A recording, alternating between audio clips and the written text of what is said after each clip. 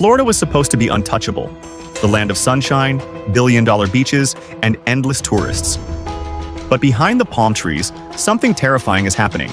Homes are sitting empty, hotels are bleeding cash. Over $64 billion in revenue has vanished.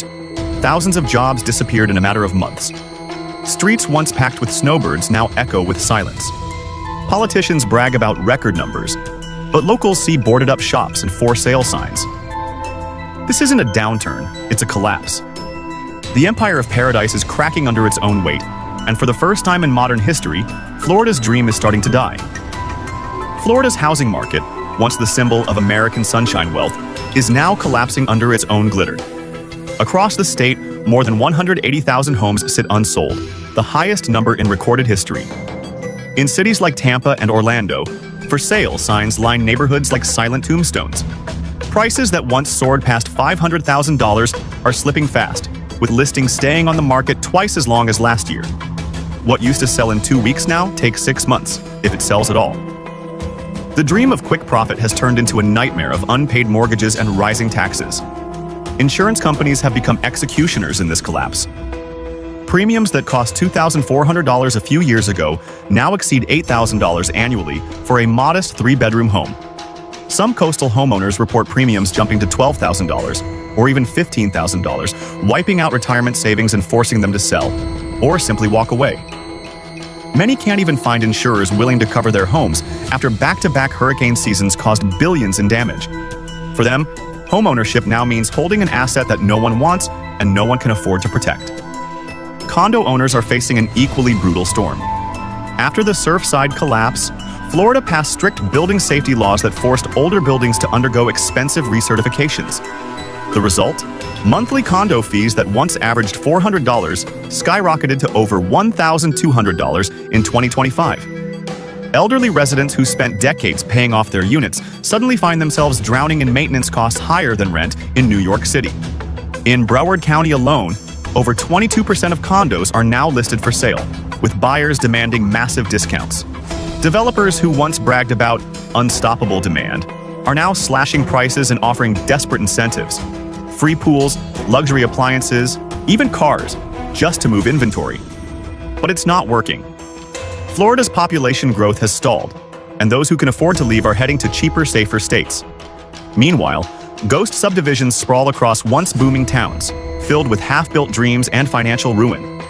The state that once defined the American real estate fantasy now stands as its cruelest irony. In Florida, paradise isn't being sold, it's being abandoned. When a housing market crumbles, it's tragic. But when Florida's tourism engine begins to seize, that's catastrophic. The same state that once welcomed 134 million visitors a year now finds itself gasping for survival as the very foundation of its economy erodes. Hotels that once operated at 90% occupancy during peak season are running at barely 62%, forcing staff layoffs and silent lobbies that echo like empty cathedrals of capitalism. The illusion of record tourism numbers crumbles when you realize what's behind them. Fewer real tourists, more drive-thrus, and inflated data built to protect political narratives rather than struggling workers. The decline isn't an accident, it's a symptom of a deeper rot spreading through Florida's economy. Every lost traveler represents more than a canceled vacation. It's a missing lifeline for an entire ecosystem of small businesses. Restaurant revenues have plunged by 28% since early 2025.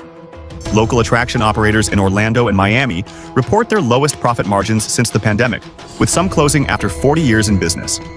Even airports, the traditional barometers of tourism health, are recording declines. International arrivals down 14%. Canadian visitors down nearly 100,000 in a single year. Each percentage point lost translates into thousands of empty hotel rooms, idle taxis, and paychecks that never arrive.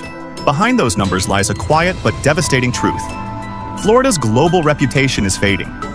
Political instability, harsh immigration policies, and reckless rhetoric have transformed what was once America's welcome mat into a cautionary tale. Tourists are choosing Mexico, Portugal, and the Caribbean, destinations offering sun without suspicion, safety without politics, warmth without warning signs. And this downturn doesn't stay confined to theme parks or beach resorts. It spreads like saltwater intrusion into Florida's broader economy. Retail, transportation, and real estate all feed on tourism's pulse. When that pulse weakens, everything slows. Consumer spending across major metro areas has already dropped 9.4%, the steepest decline in the Southeast. Businesses that depend on tourism dollars, from cleaning services to grocery suppliers, are caught in the undertow. The connection to the housing collapse becomes painfully clear. Empty hotels mean fewer workers, fewer renters, and collapsing demand for new housing. Florida's two great pillars, property and tourism, are cracking in perfect unison. One bleeds concrete, the other bleeds cash, and both expose the same truth. The empire of endless growth was never sustainable. It was a mirage built on borrowed money, fragile optimism, and the assumption that paradise could never fail. Now it's failing, spectacularly. The cracks in Florida's economy turned into fractures when its most loyal visitors, the snowbirds, stopped showing up. For decades, Canadian retirees poured billions into the state each winter, renting condos, dining nightly, and fueling small-town economies that lived off their seasonal rhythm. But in 2025, that rhythm broke. Visitor data shows a 13% decline in Canadian arrivals, the steepest drop since 2009. Roughly 3.3 million Canadians used to migrate south each year. Today, almost half are choosing other destinations. That single shift has erased nearly $9 billion in seasonal spending from Florida's coastal counties. This isn't just about tourism. It's about economic oxygen being sucked from the room. Snowbirds were never typical tourists. They were part-time residents who kept Florida's off-season alive. Their absence means months of shuttered restaurants, silent marinas, and rental properties turning into financial liabilities. Cities like Fort Lauderdale, Naples, and Clearwater built their tax base around this seasonal economy. With the migration disrupted, sales tax collections in those regions have already fallen 7% year over year, pushing local budgets to the edge. Why did they leave? The answer is geopolitical toxicity. Years of inflammatory rhetoric, trade tension, and policy chaos turned the United States into an uncomfortable destination. Travel advisories from multiple countries now warn citizens to exercise caution in visiting America, citing immigration detentions, unpredictable law enforcement, and rising hostility toward foreigners. For retirees seeking peace and affordability, that warning is enough to look elsewhere. Portugal, the Canary Islands, Mexico, places that offer the same sun without the anxiety. Florida's leadership failed to understand how fragile its reputation truly was. Tourism isn't a guaranteed resource, it's a trust-based relationship. Once that trust is broken, no discount flight or marketing campaign can rebuild it. The state's dependence on international visitors was always treated as an endless goldmine, but now that mine is collapsing in on itself. Hotels that catered exclusively to snowbirds are converting into long-term rentals or going bankrupt altogether. Entire coastal economies are reconfiguring in panic, unsure who they're serving anymore. The withdrawal of international money now exposes Florida's over-leveraged core. Property markets inflated by foreign cash are deflating. Tourism-dependent counties are seeing unemployment rise, and local banks tied to seasonal businesses are tightening credit. The dominoes set in motion by this withdrawal lead directly into Florida's broader economic freefall, a collapse not of tourism alone, but of confidence itself. Every economic collapse begins with a single failure of leadership. Florida's crisis didn't erupt from a hurricane or a market crash. It was engineered through arrogance, nationalism, and weaponized politics. The same rhetoric that promised freedom and prosperity has now infected the state's financial bloodstream, turning it toxic. Foreign investors who once viewed Florida as a safe haven for capital are quietly pulling out. Global funds managing over $400 billion have reclassified Florida as a high-risk region, not because of natural disasters, but because of political instability. Tourism is diplomacy in disguise, and Florida's leaders forgot that. When top officials dismissed international partners and ridiculed foreign visitors, they didn't just insult individuals, they dismantled decades of economic trust. The ripple effect is visible in real numbers. International investment in Florida's hospitality sector is down 22% from 2024, and cross-border property transactions have collapsed by nearly 40%. This is not coincidence, it's consequence. No investor wants to pour money into a region that treats its global allies like liabilities. The political environment has also crushed confidence domestically. Developers, insurers, and business owners are caught in a tug-of-war between contradictory regulations and performative leadership. One side shouts about economic freedom, while simultaneously expanding bureaucracy. The result is paralysis. projects frozen mid-construction, banks tightening credit, and corporations suspending hiring. Economic chaos disguised as ideology. Each misstep reinforces the previous chapter's collapse. Housing markets depend on perception of stability. Tourism depends on perception of safety. Both now depend on political narratives that have gone rogue. The world watches Florida's officials celebrate record numbers, while satellite data shows energy consumption and business activity declining. It's theater, a government reciting prosperity while its cities quietly decay. The emotional cost is heavier than the financial one. Ordinary Floridians are trapped between propaganda and reality. They are told everything is fine while their rents rise, their customers vanish, and their communities shrink. They watch policies made for applause rather than survival. And beneath every speech, every press conference, every flag-waving promise, the state's economic arteries are closing. Florida's downfall isn't just a state issue. It's a global case study in how political vanity can destroy an economy faster than any natural disaster. It is the point where leadership turned from governance into spectacle, and the price of that performance is now measured in empty homes, bankrupt businesses, and a disappearing middle class. The cracks are no longer invisible. The facade of record growth has disintegrated into a spreadsheet of denial. Florida's government continues to announce historic milestones, yet behind the headlines lies data so grim that even state economists refuse to comment publicly. Retail spending has dropped 11% statewide, business tax receipts are falling month after month, and airport passenger counts have slipped below pre-pandemic averages for the first time since 2020. Every indicator points in one direction: downward. Corporations that once flooded Florida with optimism are now quietly retreating. Hotel chains are delaying expansions. Airlines are cutting routes. Even convention organizers, the lifeblood of urban tourism, are canceling bookings due to low attendance forecasts. Internal financial reports from the hospitality sector show net profitability plummeting from 41% to 29% in just 12 months. That's not a slowdown. It's a collapse disguised by press releases and selective statistics. The illusion of prosperity survives through manipulated metrics. Florida counts every passerby, truck driver, and business traveler as a visitor, padding numbers while genuine tourism contracts sharply. Economic growth reports still include disaster repair spending and emergency insurance payouts as positive activity, hiding the truth that Florida's real economy, the one built on tourism, housing, and consumer confidence, is in freefall. The emotional impact is profound. Residents can sense the decay even if officials won't acknowledge it. Parking lots once full of rental cars now sit half empty. Storefronts along major coastlines display the same haunting symbol: available. It's a quiet catastrophe, not a dramatic implosion, but a suffocating decline measured in unpaid bills, disappearing customers, and exhausted optimism. Everything ties back to the chapters before. Political mismanagement poisoned confidence, international distrust drained capital, and the housing implosion removed the last safety net. What remains is a mirage of prosperity projected through slogans, while Florida quietly bleeds beneath the surface. This isn't recession, it's the anatomy of denial, a slow-motion economic collapse that those in power refuse to name. An economy doesn't collapse in spreadsheets. It collapses in people. Florida's downfall has turned into a humanitarian crisis, hidden behind palm trees and political speeches.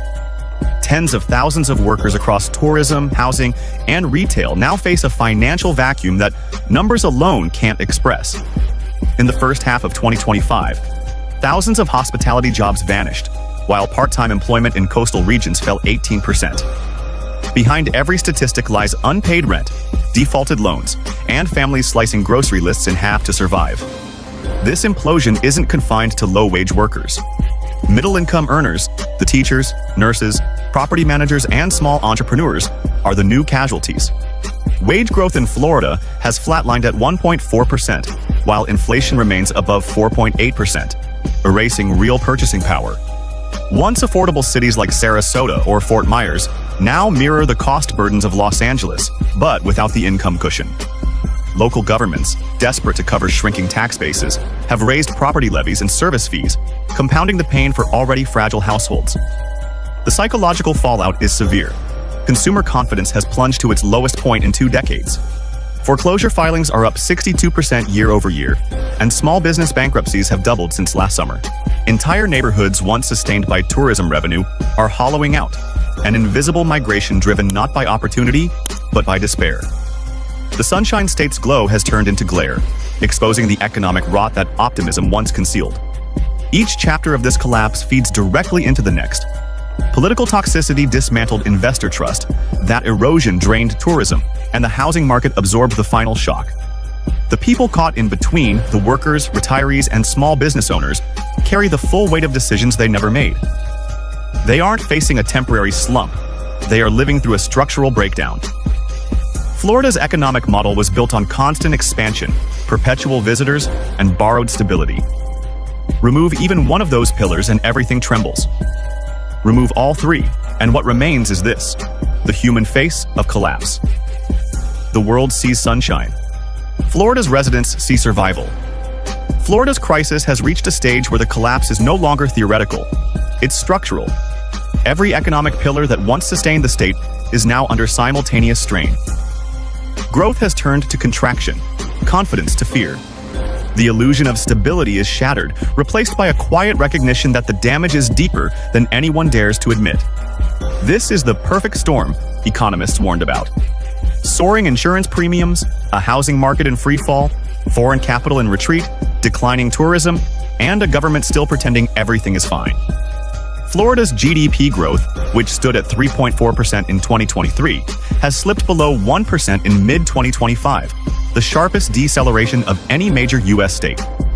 The real problem is that every sector now feeds the next in a chain reaction of contraction. When tourism slows, restaurants close. When businesses fail, property values fall. When property values fall, tax revenues dry up, forcing cuts to schools, hospitals, and local programs. Florida's counties have collectively lost over $6.7 billion in projected tax income since 2024, with coastal cities bearing the brunt. Infrastructure upgrades have stalled, hurricane preparedness budgets have been slashed, and public sector employment is shrinking for the first time since the Great Recession. The so-called boom state is running out of cash and credibility. Investors who once viewed Florida as a symbol of resilience now use it as a warning. Bank of America's internal risk assessment classified South Florida's mortgage exposure as unstable, predicting that by late 2026, nearly 15% of outstanding loans in high-risk flood zones could default.